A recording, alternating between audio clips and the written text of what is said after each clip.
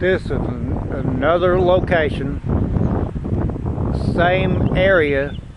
I'm just a little bit further to the east. I'm now on the east side of the highway at 37 at the Texas state line between Clarksville and Idabel.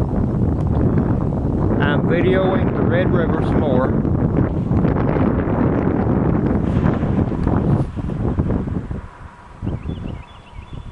Because this is the first time in years that it's been up like this.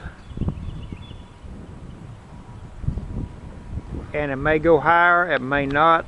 I have no idea, but I'm getting this just for historic value.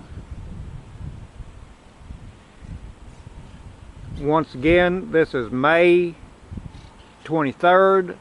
It is Saturday, and it is